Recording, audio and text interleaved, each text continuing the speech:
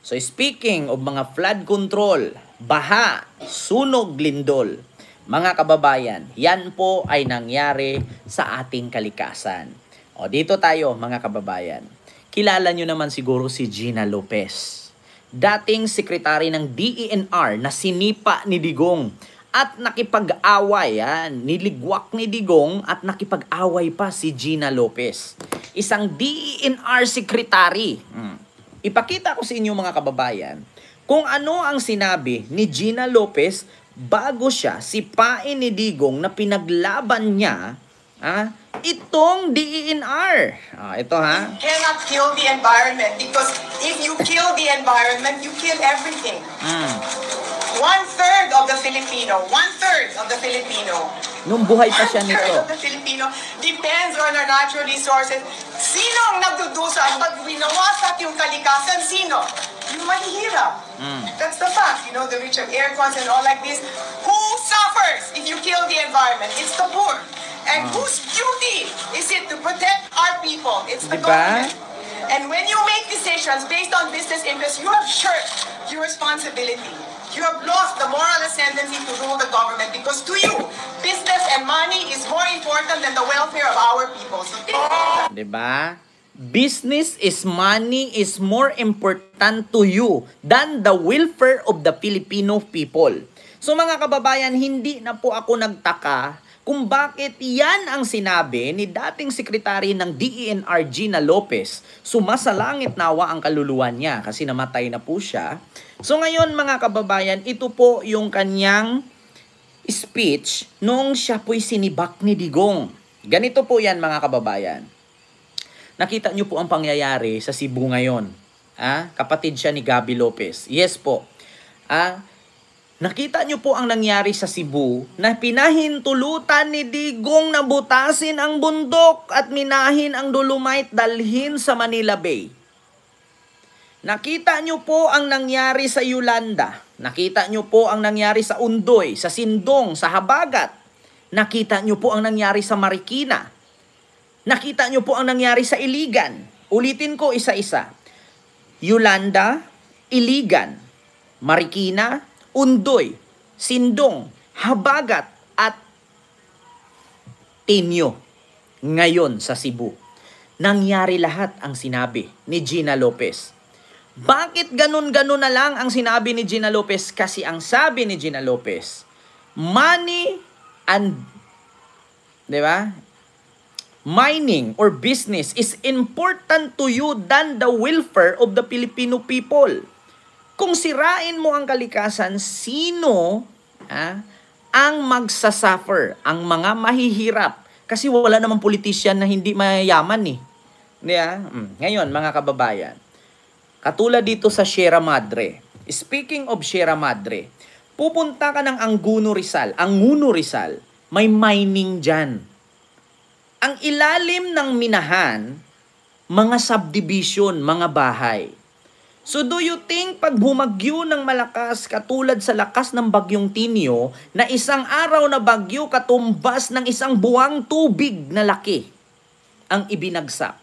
Do you think yung mining dyan sa Anguno Rizal hindi magko-cost ng bahayan? Nagko-cost ng bahayan. Sa buong Metro Manila or parte ng Luzon, Sierra Madre lang. Sierra Madre lang ang nakakapagharang ng bagyo. Anong ihaharang ng Sierra Madre kung nakalbo na nga ang baba? Diba? Sino magsasuffer? Tao ba? Or yung mga negosyanteng nagpagawa ng minahan at mga subdivision na pinutol yung mga puno? Taong mahirap po. Yung mga mayayaman, pwede naman lumipad yan. May mga eroplano yan Pwede naman lumipat ng ibang bansa yan na hindi apektado ng bagyo. Paano yung mga mahihirap na nakatira lamang? Diba? Ngayon mga kababayan, bakit sinabi ni dating DENR Secretary Gina Lopez na money and business is important to you than the welfare of Filipino people? Kasi ganito po mga kababayan, katulad lang yan sa Pogo at online sabong or e-sabong mga kababayan. Anong sabi ni Digong sa Pogo? Pakinggan ninyo. Pogo ni Duterte.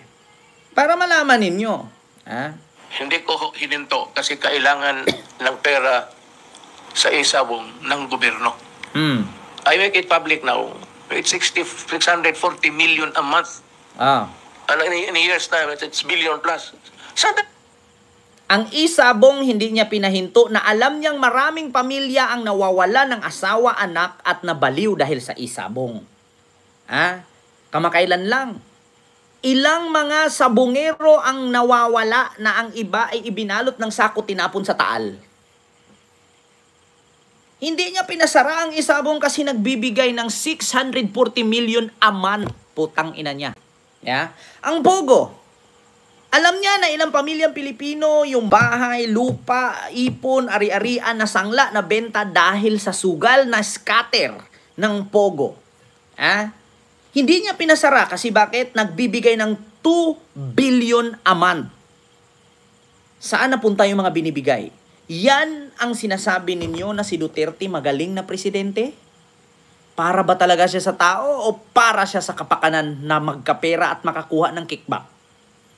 Sa kickback mahalaga ni Digong, hindi siya nag-iisip sa tao kung mapatay, malulong sa sugal, at hindi siya nag-iisip sa mga minahan kung bumigay ang bundok, lunupin ang lugar or ang bayan kasi may kickback sa kanya, may kickback.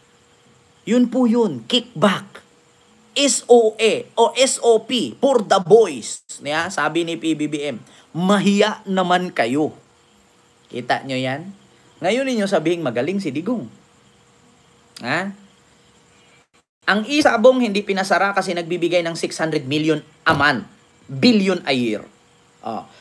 Ang Pogo hindi niya pinatigil kahit illegal sa China kasi nagbibigay ng 2 billion a month. Saan ang galing yung tax na binigay ng Pogo at ng isabong? Sa mga tao na nai-scam. Ganon din sa mining. Saan kumuha ng pangbayad ang minahan ng tax dyan? Sa mga tao rin na nagtatrabaho doon, nakaliit ng sahod pero ang laki ng binta. Sinong nagsasuffer? Taong bayan pa rin. Walang pakialam si Duterte, putang ina niya, kaya mabubulok siya dun. Maghanap ng pera ng gano'n na kadali. Kaning isabong gives government 642.44. Mga DDS, tulog pa rin ba kayo? In 1 year, it gives the government billions. It's not the fault of the management. Mang Swarsyo Liben, hello po. It's the fault of evil men. Sayang wala tayong pera. We're short of money. Kaya ako, pumayag na, patay sa Pogo. Ako, I will admit that talagang binigyan ko ng imprimatur. The only reason is, sabi ko nga, because it gives income to government. Hindi ko hininto kasi kailangan... Nagbigay ng pera ang Pogo, isabong at mga minero.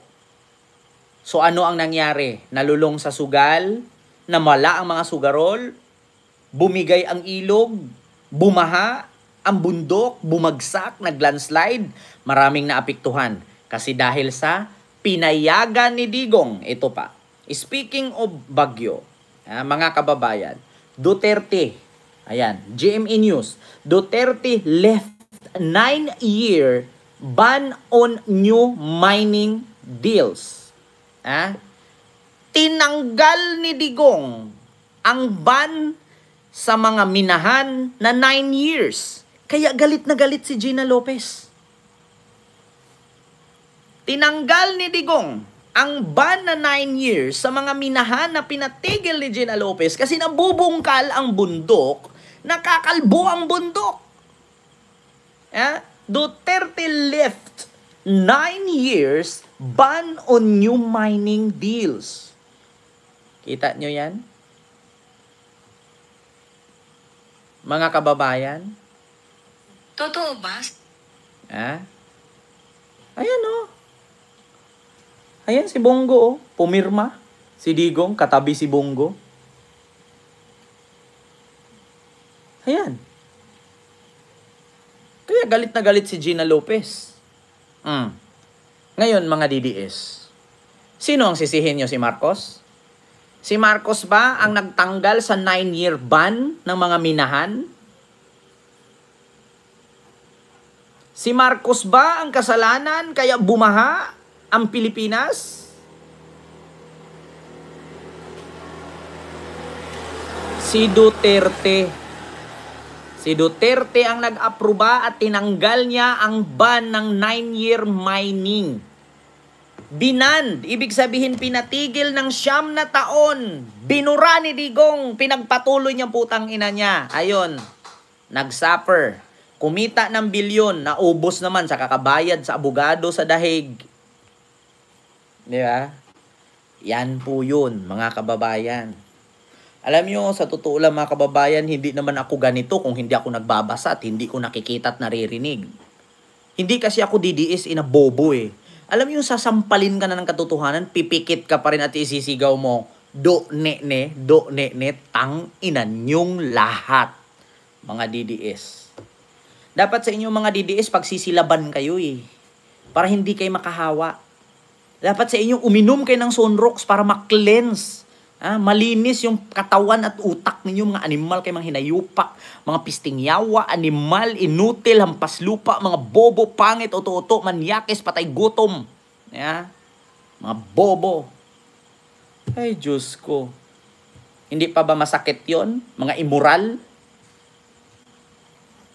Putang ina, bakit kaya may DDS pa sa Pilipinas? No, 2016 lang naman yan nabuo. Hanggang ngayon, nagkalat.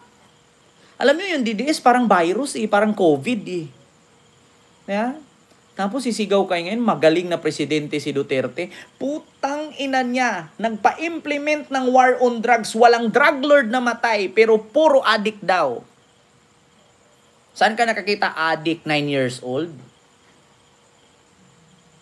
Nagpa-implement ka ng war on drugs, 30,000 ang namatay, pero ni isang drug lord, wala. May namatay, Usami, si Paruhinog, aminado ako, drug lord yun, kilala ko yun eh. Lalo na sa Katagalugan, sa Usamis. Papunta ka dyan sa Karangan, marami dyan. Diyos ko. Paruhinog is one of the friend of my father. Aldong, my God. Princess, my God. Diba? Espinosa, father of Kerwin Espinosa and now mayor. Pero, ang pinakamaraming namatay na adik is Caloocan. So, magbigay kayo ng isa na may drug lord sa Caloocan na namatay. Magbigay kayo ng isa na may drug lord sa Metro Manila na namatay. Di ba wala?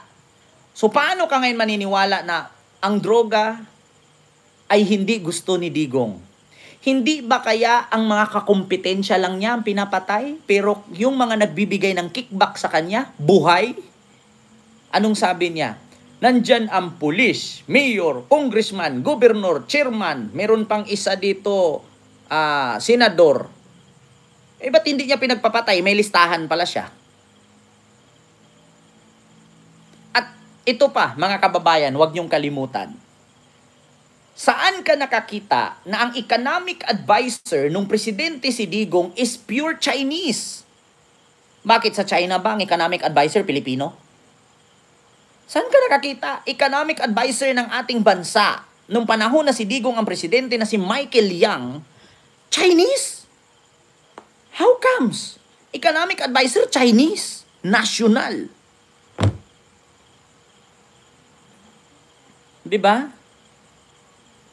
Economic advisor Chinese national. Tapos sabihin nyo, magaling si Digong, iuntog nyo mga ulo ninyo, mga hinayupak kayo, tangina nyo, mga DDS. Kaya nagalit na galit si Gina Lopez. Anong sabi ni Gina Lopez? Money and business mahalaga sa iyo than the welfare of the Filipino people. So anong nangyari? Binaha ang Cebu dahil sa pinakutkot ni Digong sa mining ang dolomite. Iba-ibang lugar. Nilunop ng baha. Lalo ngayon, Luzon naman ang tirada ng bagyong Uwan or Yuan. Do you think kayang harangin ang Sierra Madre yan? Kung naalala ninyo mga kababayan, yung nag-live ako na kinasuhan si Chavit ng plunder, Di ba meron akong video, mga kababayan? Ito ha. May live ako. Ito, ipakita ko sa inyo kung saan ako noon na nag-live ako na likod ko may minahan.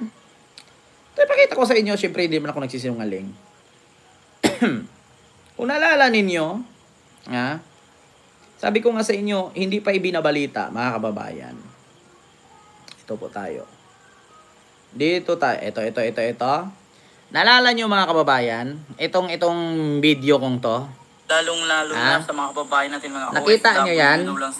Yung likod ko niyan, ang Nguno Rizal yun. Pinakita ko dito yun.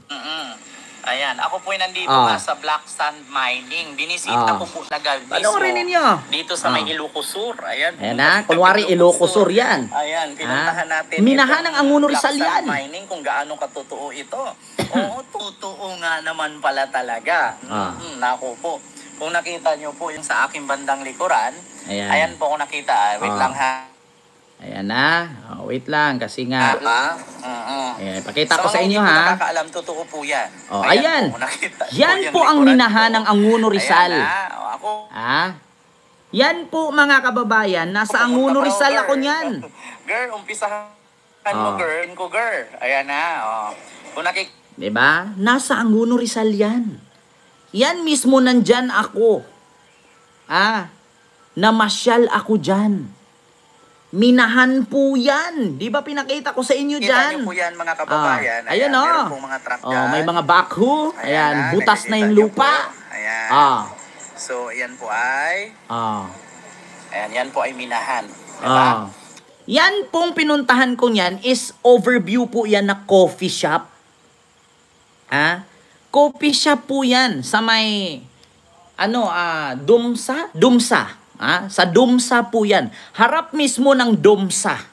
Alam ni Ma'am yan? Sino yung nag-comment? Ayan. Kay Ma'am Faye Nobio. Sa Dumsa mismo yan. Sa Dumsa. Harap ng Dumsa, may minahan dyan sa Nguno Rizal. Alam nyo na. Ma'am Faye Nobio, sabihin mo sa akin hindi totoo yan. Namasyal ako niyan doon, kalayo-layo inakyat ko sa bundok kasi alam ko na darating ang araw. Cement at gravel quarry yan. Malapit yan sa Cherry Hill Subdivision. Yes, Ma'am Jana Calunya. Yan ang totoo. Diba? Sa Nguno Rizal yan. Cement and gravel. Mining. Sabi ko sa inyo, totoo yan eh. Sa Dumsa mismo yan. Ayan po, mga kababayan. Okay na po ba?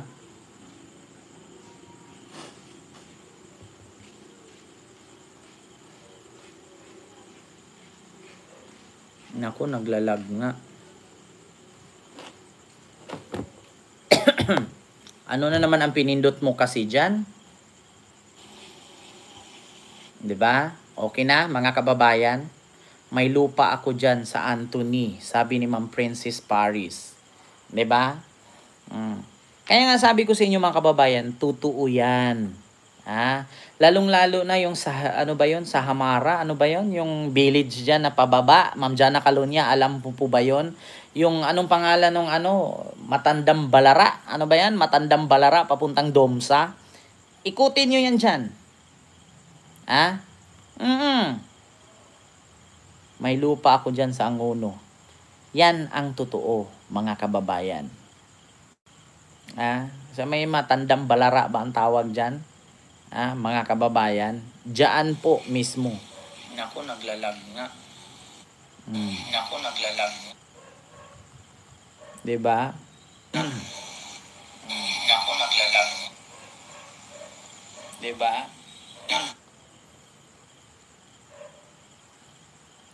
Oo, papunta po, Sir T.Y. Tigas. Papunta siyang SM Taytay at SM Anguno. Paglabas mo niyan, SM Anguno na. Anguno ba pagbasa niyan? Oo, sa Twin Hills Village. Ayan. Paglusot mo niyan, yung harap ng Twin Hills Village, andyan. Oo, yung may minahan ng ano dyan, minahan ng mahabang parang. Oo, sa mahabang parang. Dyan banda sa mahabang parang. Kita ninyo? May bagyo na paparating. Ang tatamaan, Central Luzon. Kaya ba harangin ng Sierra Madre yan? Kung ang mga bundok ay puro subdivision na at miniminahan pa. 'Di ba? So kawawa yung mga taong nasa baba. Okay lang yung mga nasa taas. Ang problema kung mag-landslide naman. 'Di ba?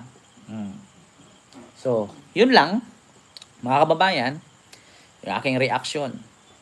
'Di ba? Maganda dyan, Ken, sabi ni TY Tigas. Maganda, nagpasyal ako dyan, kamakailan lang, matagal na, last week yata yun. Ninikot namin yan kasi maganda daw dyan eh. Binabaha na nga ang Rizal, 'di ba? 'Di ba? So yun lang, mga kababayan, na dito kami sa Morong Rizal, malapit sa Anguno. Yeah, kita mo, Ma'am Finobio. Kalbo na yung mga bundok. So yun lang yung aking reaksyon, mga kababayan. Salamat sa inyong lahat.